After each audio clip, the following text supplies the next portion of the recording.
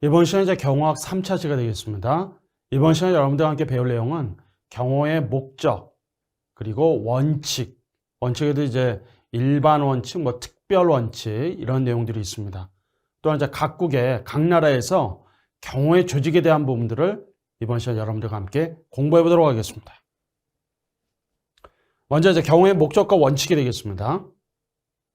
그래서 이번 시간은 학습 목표를 보시게 되면 경호의 목적과 이념에 대해서 설명할 수 있고 또 경호의 원칙에 대해서도 설명할 수가 있습니다. 그 다음에 이제 경호의 조직에 대해서도 설명할 수가 있고 경호 조직의 구성 원칙에 대해서도 설명할 수가 있습니다. 또 각국의 경호 조직에 대해서도 설명할 수 있습니다. 자, 그 다음에 이제 학습 내용으로는 경호의 목적 및 이념과 경호의 원칙, 경호의 조직, 경호 조직의 구성 원칙, 각국의 경호 조직입니다. 먼저 이제 경호의 목적 및 이념과 관련한 부분인데요. 먼저 경호의 목적 그리고 경호의 이념을 보도록 하겠습니다. 먼저 이제 경호의 목적을 보시게 되면 경호 대상자의 신변의 안전을 보호한다라고 되어 있습니다. 그래서 이거 바로 궁극적인 목적이다라고 표현하고 있죠. 자, 경호라는 목적은 과연 무엇입니까? 라고 한다면 정확하게 지시를 해야 되는 부분 아니겠습니까? 그래서 경호의 목적은 첫 번째 보신 바처럼 경호 대상자에 대한 신변의 안전을 보호한다. 그래서 바로 궁극적인 목적으로 보시면 되겠습니다. 직접이나 간접적인 위해로부터 경호 대상자에 대한 생명과 신체에 대한 안전을 도모하는 데 있다 이겁니다. 그것이 직접적으로 이루어지든 아니면 간접적으로 이루어지든지 간에 경호 대상자에 대한 신변의 안전을 도모한다 이겁니다. 보호한다. 경호 대상자의 신변 보호 안전을 위해서는 유사시에는 경호원이 자신의 생명을 희생할 각오가 있어야 한다. 그러니까 경호 대상자에 대한 신변 안전을 도모하는 차원에서는 경호원이 자신의 생명을 내놓을 준비가 되어야 된다 이겁니다. 희생할 각오가 되어 있어야 한다.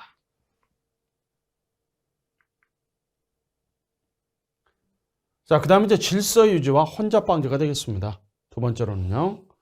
그래서 행사장이나 활동 지역에서 주로 이런 어떤 행사가 진행이 되는 부분들이죠. 그러다 보니까 무질서하고 그 다음에 혼잡이 발생이 되게 되면 경호 대상자에 대한 그런 위해라고 하는 부분들은 상당히 그 위험도는 높아질 수밖에 없다 이겁니다. 그러게 되면 어떤 성공적인 경호 활동이라고 하는 부분들이 필요하지 않겠습니까? 그럼 이런 어떤 각종 위해로부터 야기될 수 있는 사회 혼란 등을 미리 방지할 수 있는 것이죠. 바로 이제 이런 부분들이 질서를 유지하면서 혼잡을 방지할 수 있는 겁니다. 그 다음에 이제 세 번째로는 국위를 선양하는 부분입니다. 또한 국제적인 지위도 향상되게 된다. 국가원수인 대통령과 국내외 인사 등 경호경비의 완벽한 활동이라고 하는 것은 결국 우리나라 대한민국의 경호의 우수성을 전 세계에 알리는 그런 부분들이 되는 것이죠. 그리고 국가에 대한 이미지를 제고해서 우리나라 대한민국의 국제적인 지위는 향상된다라고 보는 것입니다. 그 다음에 이제 네 번째로는 경호 대상자의 권위를 유지하게 됩니다. 경호 대상자의 생명과 신체 안전을 확보하고 보호함으로써 헌법과 법률 등으로 정해진 주요 요인의 권위를 유지시켜준다 이겁니다. 권위를 과시하는 것은 결코 바람직하지 않지만 권위를 유지하는 것은 바람직하겠죠.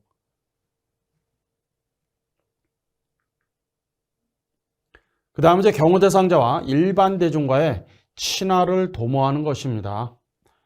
자, 행사시의 경호 대상자가 일반 대중하고 어떻습니까? 자주 접촉하게 되는 것이죠. 그러다 보면 그때 경호원들도 친절하고 겸손한 태도로 경호 임무를 수행하는 것이 바람직하다 이겁니다. 경호 대상자의 일반 대중 간의 친화를 도모할 수 있도록 해야 하고 일반 대중하고 위화감을 조성해서는 안 된다. 그래서 이때 이제 많은 분들하고 이제 접촉을 하게 되면 일단 언행을 굉장히 조심해야 될 것 같아요. 그래서 말과 표정, 행동, 자 이런 부분들은 굉장히 조심해야 할 것입니다. 여기서 언급하고 있지 않습니까? 일반 대중하고 위화감을 조성해서는 안 된다. 이렇게 지금 표현하고 있습니다. 자, 그 다음에 이제 경호의 이념에 대한 부분 한번 살펴보도록 하겠습니다. 경호의 이념에는 과연 어떤 부분도 있을까요? 우선 첫 번째로는 합법성입니다. 법의 테두리 내에서라고 하는 부분이죠. 우리가 이제 합법이라고도 하고 적법이라고도 합니다. 또는 위법이라고도 하고 불법이라고 하죠. 법에 위배된다. 법이 아니다 이겁니다. 근데 합법은요. 법에 합당하다 이거 말이죠. 적법, 법에 적합하다 이런 얘기입니다. 그러니까 여기서는 이제 합법이라고 표현했으니까 법의 테두리 내에서 경호가 이루어져야 한다 이겁니다. 당연히 우리나라 대한민국은 법치주의 국가 아니겠습니까? 그럼 법의 테두리 내에서 이루어지는 것이 맞습니다. 그래서 결론적으로 말씀드리면 경호활동은 합법성입니다. 합법성을 지켜야 한다. 두 번째는 이제 협력성입니다. 대통령 경호처 또는 경찰의 경호기관 단독으로는 공경활동의 성공적인 완수는 어렵다 이겁니다. 그럼 무엇이 필요하겠는가? 어렵다라고 한다면 도대체 그럼 어떤 부분들이 필요한 겁니까? 보시게 되면 다수의 기관들도 있을 것입니다. 또 단체도 있게 됩니다. 또 국민들의 협조는 정말 필수적입니다.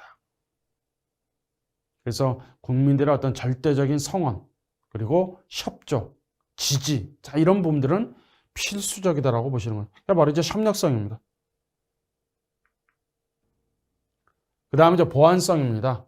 자, 이 보안성이라고 하는 것은 경호 대상자에 대한 정보가 위의 기도자에게 알려지지 않은 상태에서 이루어져야 된다 이겁니다. 자, 이 위의 기도자로 하여금 경호 대상자에 대한 정보는 절대로 알려져서는 안 된다는 얘기죠. 그래서 비밀 엄수, 이런 보안은 철저하게 유지되어야 하는 것입니다. 그래서 경호원들로 하여금 비밀 엄수에 대한 교육, 굉장히 중요한 부분이 되겠습니다. 그 다음 이제 희생성입니다. 희생성. 경호활동은 위에 대한 공격적인 행위가 아니라 방어적인 행위를 기본 원칙으로 한다. 이 공격이 아니라 방어가 원칙입니다. 방어가 원칙이다. 이거 잘 기억하시기 바랍니다. 경호원에 투철한 희생정신이 없으면 성공적인 경호활동은 완수할 수가 없다 이겁니다. 그래서 경호는 자기 희생의 원칙이라고 하는 부분이 있습니다. 그 다음에 이제 정치적 중립성이 있죠. 자, 경호는 정치적 또는 이념적, 주관적인 성향을 배제해야 된다 이겁니다. 그래서 정치적으로는 중립성이에요. 그래서 경호는 어느 한쪽도 치우치면 안 된다 이겁니다. 그리고 정당 가입이라는 이런 부분도 안 된다 이거예요. 그래서 정치적으로는 중립성을 유지하는 것이 맞습니다. 그래서 보시는 바처럼 보안성, 보안이 이루어져야 되고 그 다음에 경호하는 경우는 이제 자기 희생의 원칙, 추천한 희생 정신이 필요한 거 아니겠습니까? 또 정치적으로는 중립성이 필요하다 이겁니다. 이런 내용들이 바로 경호의 이념과 관련한 부분이 되겠습니다. 자, 다음 이제 경호의 원칙에 대한 부분을 우리가 살펴볼 텐데 경호의 일반적 원칙도 있고 그 다음에 이렇게 보시게 되면 공경의 기본 원칙으로 경호의 특별 원칙이라는 표현도 있습니다. 그래서 여기서는 이제 경호의 일반 원칙 4가지, 특별 원칙 4가지를 우리가 한번 공부해 보도록 하겠습니다. 먼저 이제 경호의 일반적 원칙에서 자, 이 3중 경호를 우리가 뭐라고 하냐면 중첩 경호의 원칙이다 이렇게 표현합니다. 같은 의미입니다. 3중 경호의 원칙이나 중첩 경호의 원칙은 동일한 의미로 여러분들이 이해하시면 되겠습니다. 자, 경호 대상자의 위치를 중심으로 해서 경호 대상자가 위치한 집무실이 있을 수 있고 공경호니까요. 대통령에 해당이 되겠습니다. 또 행사장을 중심으로 해서 보시게 되면은 내부, 내각, 외곽으로 이렇게 구분하고 있어요. 내부, 내각, 외곽. 그래서 여기서 잘 보시게 되면 안전구역, 경비구역, 그 다음에 경계구역으로 그 다음에 내부에서는 근접경호, 내각에서는 중간경호, 외곽에서는 외곽경호로 구분하고 있습니다. 내부, 내각, 외곽, 안전구역, 경비구역, 경계구역, 근접경호, 중간경호, 외곽경호로 이렇게 구분을 하고 있다라고 보시면 되겠습니다. 그래서 세 겹이죠. 세 겹의 보호막 또는 경계선을 설치하게 된다. 효율적인 경호가 실시되어야 한다는 원칙을 말하는 것이다. 위해를 누군가 기도한다고 한다면 시간 및 공간적으로 이를 지연시키는 부분입니다. 또한 피해 범위를 최소화시키기 위한 효과적인 방어 전략을 우리가 3중 경호, 중첩 경호의 원칙이라고 하는 것입니다. 자, 3중 경호의 개념, 먼저 이제 미국의 3중 경호를 한번 살펴보도록 하겠습니다. 자, 미국에서는 일선을 내부 경비라 하고 안전구역이라고 그렇게 표현합니다. 근접 경원에서 완벽한 통제가 이루어지고 있다. 이렇게 보는 것이죠. 그래서 일선의 내부 경비 안전구역은 권총의 평균 유효 사거리, 권총이죠. 수류탄 투척거리를 기준으로 해서 50m 반경이 냅니다. 굉장히 근접한 거리죠. 비인가자, 인가받지 않은 사람의 절대적인 통제입니다. 그러니까 인가받지 않은 사람은 절대적으로 이걸 통제시켜야 되는 거예요. 그래서 출입자 통제를 관리하고 MD는 이제 이것을 이제는 보는 금속 탐지기라고 합니다. 비표 확인하게 되고 출입자 감시가 이루어지는 부분이 일선의 내부 경비, 그 다음에 안전구역 이렇게 보시면 되겠습니다. 그 다음에 이제 2선은 우리가 이제 내곽 경비라고 표현하고요. 경비구역이라고 합니다. 근접 경우는 경비경찰에 의한 부분적인 통제가 되는 이제 경비구역이라고 보시면 되고, 소총 유효 사거리가 되겠습니다. 그래서 50m 이상 600m 반경 이내 이렇게 보시면 되겠습니다. 중요지면 경원의 추가 배치가 이제 원칙인데 바리케이트, 돌발사태 대비해서 예비대로 운영하거나 구급차, 소방차, 자 이런 부분도 이제 대기해야 된다 이겁니다. 그 다음에 이제 3선은 바로 외곽 경비라고 보시면 되겠습니다. 여기서는 이제 경계구역으로 표현하고 있죠. 인적물적 자연적인 취약 요소에 대한 첩보, 그 다음에 경계가 필요한 어떤 경계구역, 행사를 중심으로 외곽 울타리 지역을 말하고 있습니다. 여기서는 이제 소구경, 곡사학이에요. 그래서 600m 이상 1000m 이상의 범위다. 수세 및 사찰 활동이 중점 실시가 된다. 감시제를 운영하고 기동수제를 운영하면서 원거리 불심자, 이상한 사람이 있다고 한다면 그 사람에 대해서 검문하고 차단할 수가 있습니다. 자, 영국인 경우에는 3중 경우를 한번 보시기 바랍니다. 먼저 근접 경우와 중간 경우, 그 다음 외곽 경우로 구분하고 있습니다. 근접 경우는 경호전사를 중심으로 해서 신병부와 숙소 경비를 하고, 그 다음에 중간 경우에서는 정복을 입은 경관이 경찰 활동을 해요. 자, 교통정리도 하고, 그 다음에 관찰도 하고, 통신 활동을 합니다. 그 다음에 이제 외곽 경우에서는 정보를 분석하고, 그 다음에 항만 관리도 하면서 위험 인물을 이제 파악을 하는 것이죠. 사건 발생 소재 사전 제거 등을 통해서 경호를 담당하게 되는 부분이 되겠습니다. 그래서 영국의 3중 경우는 근접 경우, 중간 경우, 외곽 경우로 해서 이런 부분들이 이루어진다라고 보시면 되겠습니다. 자, 영국인 경우는 3중 경우 중에서도 바로 외곽 경우죠. 3선에 대한 비중을 둬요. 그러니까 외곽서부터 아예 그냥 차단시켜버린다 이겁니다. 그런데 미국인 경우에는 중간 및 외곽 경우보다는 오히려 근접 경우, 제1선에 더 큰 비중을 두고 있습니다. 왜 그럴까요? 그 이유가 있을 거 아니겠습니까? 자, 미합중국 미국은 안타깝게도 역대 미국 대통령이 암살당한 경우가 많아요. 그러다 보니까 일선의 내부 안전구역에 대한 부분이 어떤 이제 이네들 입장에서 봤을 때는 더 중시한다는 얘기입니다. 그래서 미국에서는 근접 경우 1선이죠. 근데 영국은요. 아예 3선 외곽서부터 아예 그냥 차단시켜버리는 겁니다. 아예 오지도 못하게 3선의 외곽 경우를 중심으로 하고 있지만 미국은 1선에 바로 안전구역이죠. 내부구역. 우리나라 대한민국도 어떨까요? 1선입니다. 안전구역에 대한 비중을 더욱더 크게 두고 있습니다.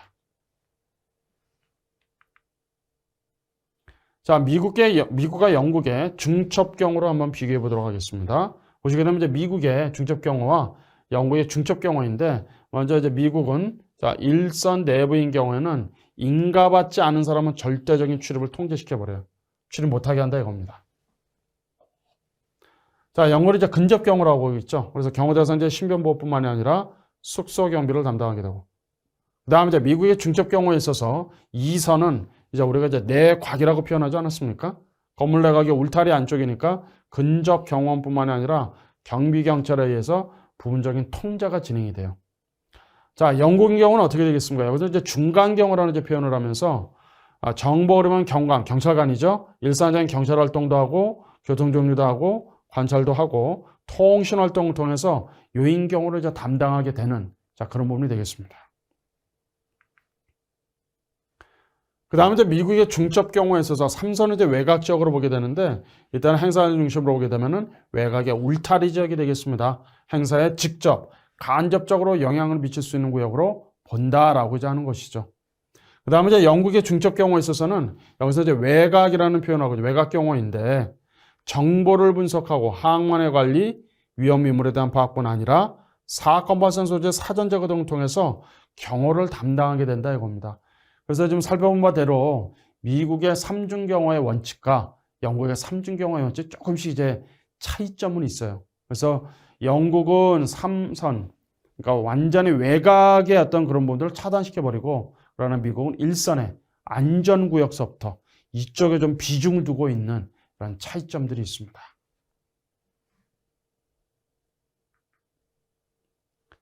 자, 그 다음에 이제 경호의 일반 원칙에 있어서는 두뇌 경호의 원칙이라고 표현합니다. 두뇌 경호의 원칙이라는 것은 뭐냐면, 자, 경호하는데 중요한 것은 어떤 부분입니까? 사전에 치밀하게 계획을 해야 되고 준비를 철저히 해야 합니다. 그래서 경호의무에서 현재 긴급하고 위험한 상황이 발생할 때는 고도의 예리함뿐만이 아니라 순간적인 판단력이 중요해요. 그래서 이것을 이제 우리는 뭐라고 하냐면 두뇌 경호의 원칙이라고 하는 겁니다. 그 다음에 이제 세 번째는 방어 경호의 원칙이라고 하는 겁니다. 방어 경호다라고 표현했거든요. 자, 이 우발 사태라고 하는 것은 예기치 않은 그런 상황이 되겠습니다. 이것을 이제 우리는 우발 상황이라고 하는데요. 이제 우발, 예기치 않은 어떤 사태가 발생이 되었다고 한다면 그때 근접 경호는 위해 기도자의 위해 요소를 방어하는 행위를 해야 된다. 방어하는 행위가 우선이라고 합니다. 우리가 상식선에서 봤을 때는 공격이 우선이 아닌가라고 볼 수도 있지만 그렇지 않다 이겁니다. 그래서 방어 위주의 업무 행동을 해야 한다. 이제 그런 얘기입니다.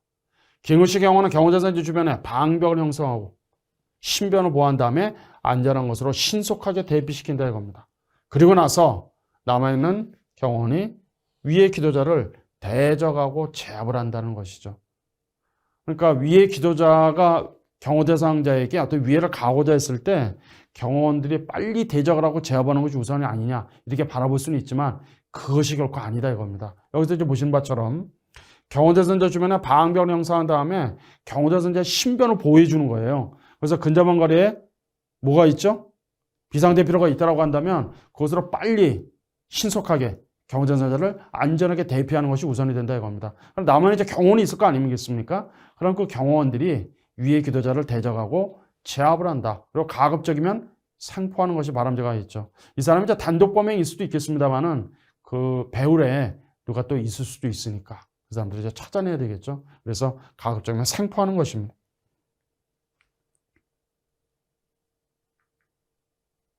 다음에 이제 은밀경호의 원칙이 있습니다. 은밀경호. 명시에서 보신 바처럼 경호는 은밀하게 조용히 행동합니다. 경호자는 이제 신변을 보호할 행동 반경 내에서 위치하면서 경호에 임해야 된다 이겁니다. 경호 인원, 규모, 행사 일정 등은 전부 비공개입니다. 이런 거 함부로 공개해서는 안 되겠죠. 그리고 위의 기도자가 다 파악을 하고 있는데요. 이제 위험성이 높아질 수밖에 없습니다. 경호자나 경호원이 위의 기도자의 눈에 띄지 않게 은밀하게 경호 임무를 수행한다. 그래서 말 그대로 은밀 경호의 원칙 이렇게 보시면 되겠습니다.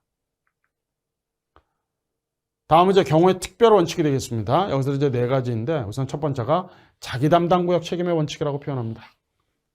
경호원들은 자기 담당 구역 내에서 발생하는 사태에 대해서는 어떤 상황에서도 책임을 지고 해결해야 돼요. 그러니까 자기가 맡고 있는 지역이 있을 거 아니겠습니까? 그럼 그 구역 내에서 발생한 부분은 본인이 책임을 져야 돼요. 그래서 말 그대로 자기 담당 구역 책임의 원칙이라고 합니다. 자기 담당이 아닌 다른 구역에서 위급한 상황이 발생하더라도 자기 책임 구역을 절대로 이탈해서는 안 됩니다. 그 다음에 이제 목표물 보전의 원칙이 되겠습니다. 경호자산자를 암살 또는 위해 가능성이 있는 자로부터 가능한 멀리 떨어뜨려 놓는 원칙이다.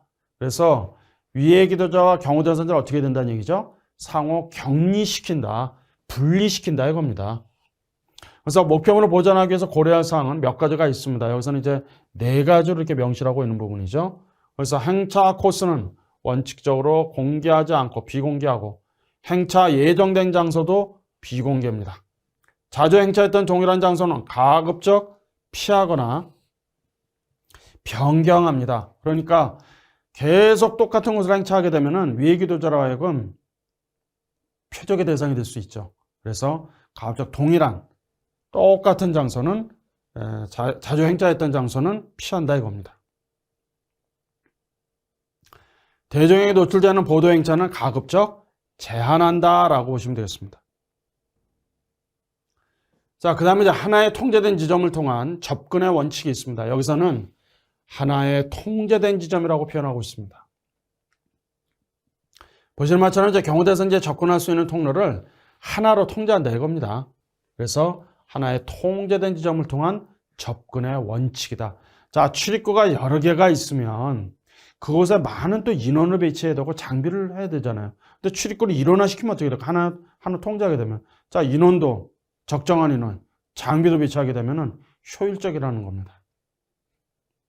자, 다음에 이제 자기희생의 원칙이 되겠습니다. 어떤 상황에서도 경우대상자를 절대적으로 보호해야 된다 이겁니다. 그래서 자기희생의 원칙이라 이겁니다. 또 위기에 처했을 때는 자신을 희생하더라도 경우대상자를 보호하는 것이죠. 공경호든 사경호든지 간에 경우대상자에 대한 신변의 안전이 최우선이 되어야 된다 이겁니다. 자, 여기서 이제 경우의 일반 원칙 4가지와 그 다음에 경우의 특별 원칙 4가지를 한번 비교해서 한번 보도록 하겠습니다. 먼저 이제 3중 경우, 중첩 경우의 원칙이 되겠습니다. 경우대상자의 위치를 중심으로 해서 거리 개념으로 우리가 본 부분이죠. 그래서 내부, 내각, 외각으로 구분을 하고 이 이론을 정립한 것은 영국이고 그래서 체계적으로 발전시킨 데는 바로 미국입니다. 자, 자기 담당 구역 책임의 원칙이라고 하는 것은 어떤 위급한 상황이 발생해도 자기 책임 구역은 이탈해서는 안 된다. 이제 그런 얘기입니다. 그 다음에 이제 두뇌 경우의 원칙이라고 표현하고 있죠. 사전에 치밀한 계획과 준비를 해야 된다. 그런 얘기입니다.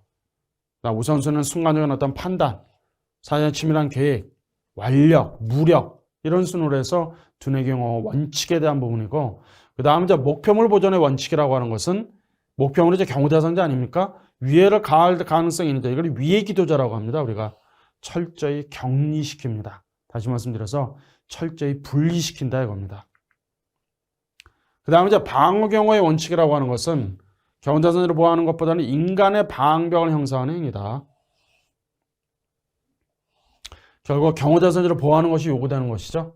하나로 통제된 지점부터 접근의 원칙이라고 하는 것은 경우대상자 접근할 수 있는 출구 통로는 하나만 필요하다. 이런 얘기입니다.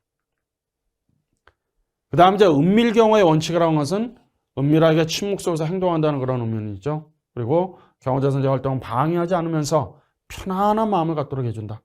자기희생의 원칙이라고 하는 것은 어떤 상황에서도 경우대상자는 보호받아야 될 대상이 된다 이겁니다. 그래서 바로 경우대상자에 대한 신변의 안전이 최우선이다. 유지되어야 한다. 자, 다음 이제 경호의 이제 조직과 관련한 부분인데요. 여기서는 경호 조직의 의의와 그다음에 경호 조직의 특성에 대한 부분을 살펴보도록 하겠습니다. 자, 경호 조직이라고 하는 것은 경호대상자의 신변 보호를 위한 하나의 단체라고 보시면 되겠습니다. 그래서 경호대상자의 생명과 신체를 보호하는 인적, 그다음에 체계적인 결합체를 말한다라고 보시면 되겠습니다. 그래서 경호 조직의 특성은 보시는 바처럼 먼저 통합성과 계층성, 기동성, 폐쇄성, 전문성, 대규모성, 협력성으로 해서 경호 조직의 특성은 보시는 바처럼 6가지입니다. 이 부분은 여러분들이 잘 유념하셔야 되겠습니다. 자, 먼저 이제 통합성과 계층성에 대한 부분이 있는데 경호 조직은 기구 단위로 권한과 책임이 분화되어야 한다. 굉장히 중요한 표현입니다. 그래서 조직은 권한과 책임이 명확해야 되겠죠. 또 행동도 상호조정 통제함으로 인해서 통합활동을 해야 될 것입니다. 경호조직 기구 단위와 권한과 책임의 경호 업무 단성에 기여할 수 있도록 분화되어야 하는데 다른 조직보다는 계층성이 더욱 강조되고 있다. 그래서 여기서 이제 명칭 뭐라고 했습니까? 표현은 통합성 그리고 계층성이라고 하는 겁니다. 그 다음에 이제 기동성입니다. 교통수단에 발달하고 있고 정보통신수단에 발달하면서 경호인함의 장비를 갖춘 기동성을 갖춘 조직구조가 필요하다는 얘기죠. 그 다음에 이제 폐쇄성입니다. 폐쇄성은 뭐냐면 경호 조직도 공개하지 말아야 되고 경호 기법도 비노출이죠. 경호 정보도 비노출이라 이겁니다. 폐쇄성입니다. 폐쇄성의 특성을 가지고 있다. 다음으로는 바로 이제 전문성입니다. 그 위행에 대한 수법들이 점차 다양한 지능화 고도화되고 있으니까 경호 조직의 기술성과 전문성이 요구가 된다. 다음은 이제 대규모성이 드는 것이죠. 기구의 규모 및 인원을 점차 늘려가면서 점차 대규모화되고 있다. 그러니까 결국은 경호 조직도 어떻게 될까요? 대규모화 될 수밖에 없는 겁니다. 그 다음 이제 협력성이라는 것은 뭐냐면 경호 유관 기관도 있고 그 다음에 단체의 협력이 절대적으로 필요하고 또 국민의 협력까지 필요하다는 얘기입니다. 다음은 이제 경호 조직의 구성 원칙 4가지를 한번 살펴보도록 하겠습니다. 먼저 경호 지휘 단일성의 원칙이 되겠습니다. 경호 지휘 단일성의 원칙이라고 하는 것은 경호 기관의 지휘권은 한 사람에게 있다 이겁니다. 그래서 반드시 하나의 계통으로 구성을 해야 된다. 그 다음에 경호체계 통일성의 원칙이라고 하는 것은 목적을, 경호적이 추구하는 목적으로서 일관되게 작용해야 된다는 것이죠. 그래서 조직구조의 정점으로부터, 자, 말단으로부터 시작해서 상하 계급 간에 일정 관계 형성이 되는데 책임, 그 다음에 업무의 분담이 이루어집니다. 그래서 우리가 표현을 이렇게 하죠. 상명하복이다. 위에서 명령을 내리면 밑에서는 복종해야 된다. 이런 어떤 지휘와 역할의 체계가 통일되어야 한다. 그래서 경호체계 통일성의 원칙입니다. 다음 이제 기관 단위, 조직 단위 작용의 원칙이라고 하는 것은 뭐냐면 개인이 아니죠. 경호 조직 차원에서 이루어지는 부분입니다. 그래서 기관의 하명에 따라서 이루어지기 때문에 지휘관에서 이루어지는 부분들이 있다. 그래서 경호 조직의 관리와 임무 수행은 최종 결정뿐만이 아니라 임무에 대한 명령과 그 다음에 그 업무 명령에 대한 책임도 누가 진다는 얘기죠? 지휘관이 진다 이겁니다. 그래서 기관 단위, 조직 단위 작용의 원칙이다. 이렇게 보시면 되겠습니다. 다음 이제 경호 협력성의 원칙이죠. 그래서 완벽한 경호를 위해서는 국민의 절대적인 협력이 필요하다. 그래서 국민들의 협력은 필수적입니다. 자, 다음으로 이제 각국의 경호기관에 대한 부분을 살펴볼 텐데 미국, 영국, 일본, 프랑스, 독일의 경호기관을 살펴보도록 하겠습니다. 먼저 미국의 경호기관은 국토안보부 산하의 비밀경호국, 약자는 이제 SS라고 합니다. 먼저 이제 비밀경호국의 구성은 국토안보부에 속해 있는 법집행기관이 되겠습니다. 시초는 에이브라함 링컨 대통령 재무성 내 통화위조단속기관이었어요. 그것이 바로 시초가 비밀경호국이었습니다. 그래서 연방화폐 이제 위조 사건도 있었고 국고, 은행, 통화에 관한 범죄를 담당하기 위해서 1885년 7월 5일 재무성 소속기관으로서 먼저 발족을 했습니다. 그러다가 재무장관하고 대통령 비서관의 합의 끝에 자, 대통령 경호까지 담당하게 되었다 이겁니다. 그리고 9.11 테러 이후에 국토안보부가 창설이 되면서 이제 국토안보부로 비밀경호국이 편입을 하게 되는 겁니다. 비밀경호국의 임무를 한번 보십시오. 어떤 임무가 있는가? 우선 대통령이 요인 경호를 합니다. 대통령과 또 여기서 이제 부통령이죠. 정부통령제입니다. 미국은 직계가족. 대통령 당선자, 부통령 당선자면 그 직계가족. 전직 대통령과 그 배우자인데 재혼실 이제 제외하고 있습니다. 그 다음에 16살 미만의 자녀. 미국을 방문 중 외국 국가원수는 행정부 수반과 동행하고 있는 배우자. 특정으로 외국을 방문 중 미정부 사절로 대통령이 지정한 사람. 대통령 행정명령에 지정된 그 밖의 요인. 대통령 선거일 기준 120일 이내입니다. 그러니까 미국은 워낙 땅덩어리가 넓다 보니까 한 4개월 정도 한다는 얘기예요. 120일입니다. 이에 이내 주요 정당, 대통령, 부통령 후보자까지 그 다음에 국토안보부 장관이 지정한 자라고 되어 있습니다. 그 다음에 이제 백악관뿐만이 아니라 외국 대사관에 대한 경비도 담당하고 있습니다. 그 다음에 통화위조 및 기타 재무병력에 대한 집행, 이 부분은 이제 이 비밀경호국의 시초가 에이브라함 링컨 대통령이 재무성 내에 통화위배, 그러니까 위패죠. 위조화폐, 그 단속에 대한 부분이 언급되고 있지 않습니까? 그래서 이런 부분도 이제 바로 법 집행이 가능하다 이겁니다. 유가정 간의 위조 변조, 전자자금 미처된 접근장치를 통한 범죄 및 돈 세탁, 이런 부분도 비밀경호국의 임무에 해당이 됩니다. 자, 경호 유관기관 언어는 연방범죄수사국, 미국 FBI 하면 잘 아실 겁니다. 미국 내 테러, 폭력, 납치, 범죄에 대한 첩보 조직을 하는 비밀경찰기관이 되죠. 그 다음에 중앙정보부 CIA도 잘 아실 겁니다. 국제테러조직, 적성국 동행에 대한 첩보, 수집본서 전파를 하는 대통령 직속기관이 되겠습니다. 그 다음에 이제 이민국이 있습니다. 그러니까 국내 체류하고 있는 외국인 중에서도 불순 인물에 대한 첩보 제공을 하는 부분이고, 국무부 산하에 이제 요인 경호과가 있어요. 요인을 경호한다 이겁니다. 내방하는 국빈에 대한 경호뿐만이 아니라 영부인과 그 가족에 대한 경호, 국무부 장관 차관, 외국 대사 경호, 기타 요인 경호를 주요 임무로 합니다. 그 다음에 국가안전보장회를 NSC라고 하거든요. 국무부 산하에 있습니다. 국내 정책뿐만 아니라 외교 정책, 군사 정책에 대한 통합이죠. 대통령에게 이제 자문하는 최고 자문회의라고 보시면 돼요. 국가안전보장국은 NSA라고 합니다. 국방부 소속이 되겠습니다. 정보 수집 기관이다. 그래서 국가안보기관이라고 보시면 되겠습니다. 그 다음에 이제 국방부의 육군성이 있습니다. 국 관련한 경호 첩보의 수집 분석 전파를 하게 된다. 미국 내 외국 정보 관련된 경호 임무도 수행하게 된다 이겁니다. 자, 다음 이제 영국은 수도경찰청이 있습니다. 런던에 수도경찰청이 있죠. 국가경찰이에요. 그래서 특별작전부가 있는데 여왕 및 총리 등에 대한 경호를 담당하게 되는 것입니다. 그래서 여기서 잘 보시게 되면 이제 경호국에는 왕실 및 특별유인 경호과가 있고 의회 및 외교관 경호과로 분류하고 있습니다.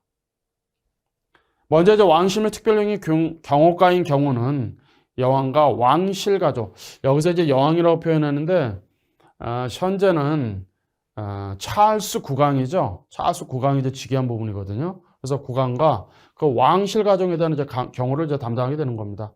총리와 정부 강요, 각부 장관, 외교관, 특별요인에 대한 경호를 하고 국가정보기관에서 보호가 필요하다고 요구한 사람의 경우, 런던 윈저우나 스코틀랜드 왕실 가족 경비를 합니다. 그 다음에 의회 및 외교관 경호과에 대한 임무. 경호 유관기관으로는 보안서비스국이 있어요. 여기 영어로 약자는 SS라고 표현합니다. 국내 보안뿐 아니라 방첩 활동을 이제 담당을 하고 있습니다. 그래서 영어로는 이제 MI5라고 합니다. 그 다음에 이제 비밀정보국은 SIS라고 하는데 국외 경호 관련에 대한 정보의 수집 분석 처리 업무를 담당하고 해외 첩보를 담당합니다. 그래서 이거를 이제 MI6라고 하죠. 그래서 007 시리즈 영화가 이제 다 끝나긴 했습니다만은 007에 이제 소재가 되는 부분이 바로 이 MI6, 바로 비밀정보국입니다. 이 정도 말씀드리겠습니다. 그 다음에 이제 정보통신본부는 바로 GCHQ라고 해서 경호와 관련된 통신 정보를 수집 분석 배포한다 이런 내용입니다. 그 다음에 이제 국방정보본부는 DIS라고 해서 사회주의 국가의 동향 이런 분들이 이제 정보를 수집 파악을 해서 처리하는 그런 부서가 되겠습니다. 그 다음에 이제 일본인 경우는 황군경찰본부가 있어요. 일본 천황의 경호기관이다라고 보시면 되겠습니다. 그래서 일본에서는 이게 경이라는 표현을 해요. 형사나 교통에 대한 관할권은 없습니다. 경찰관 신분이지만은.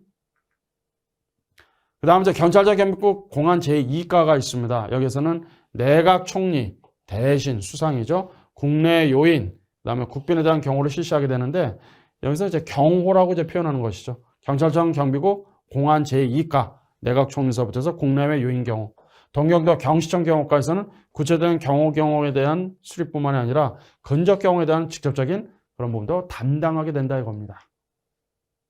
경찰자 경비국 공안 제2과에서는 극자파, 폭력대에 대한 감시를 이제 하게 되는 그런 부분입니다. 경호 유관기관은 내각정보조사실은 국내 치안 정보를 취급하고 공안조사청은 바로 북한에 대한 정보활동도 이제 수행을 하고 있습니다. 조총련이 있지 않습니까?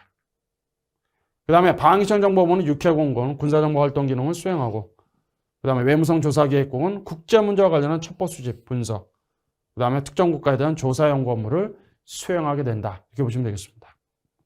자, 그 다음에 이제 프랑스인 경우는 내무부 산하에 국립경찰청 요인 경호과가 있습니다. 대통령과 그 가족, 수상, 내무부 장관, 국내 요인의 경우를 담당합니다.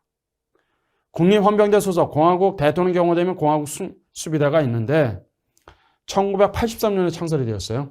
공화국 수비대 임무를 한번 보시기 바랍니다. 어떤 임무를 수행하는가. 의전을 담당하게 되고 외국 공간과 공항에 수화물 입출입을 하게 된다 이겁니다. 대통령궁에 있죠. 수상의 공식 거주 지역이나 국회 법원 등에 대한 경비도 바로 공화국 경비대의 임무라고 보시면 되겠습니다.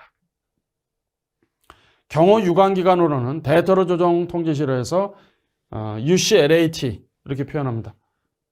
내외 대테러 및 인질 난동 정보를 수집 종합 분석한다. 경찰특공대 RAID라고 합니다. 그래서 VIP에 대한 신변을 보호하는 그런 분이고 대테러 작전, 사전 예방 작전, 폭발물 처리 업무를 수행하게 됩니다. 그 다음에 이제 내무성 일반정보국 RG라고 하는데요. 바로 사전 대테러 정보의 수집 및 방첩 활동, 국내 모든 외국인, 외국 기관 및 단체에 관한 정보 수집 분석 처리 업무를 담당하게 됩니다. 해외안전총국 DGSA라고 하는데 해외 정보 수집 및 분석 업무를 담당하게 됩니다. 다음 이제 독일의 경호기관인데요. 독일은 연방범죄수사국 경호안전과가 있습니다. 독일의 대통령 경호기관입니다. 연방 대통령 수상, 연방 강요, 외국 원수, 국빈, 그다음 외교사절의 경호를 주임을 하고 있습니다. 연방경찰은 연방국경수비대에서 연방경찰에서 명칭이 변경이 되었습니다. 그래서 경호 유관기관으로 보시게 되면 연방정보부는 이제 B인데 여기는 이제 독일은 B로 표현을 해요. 해외정보의 수집 분석 및 국외정보 첩보 제공. 연방헌법보호청 BFV라고 하죠. 국내 정보 수집, 분석 관리를 하게 된다.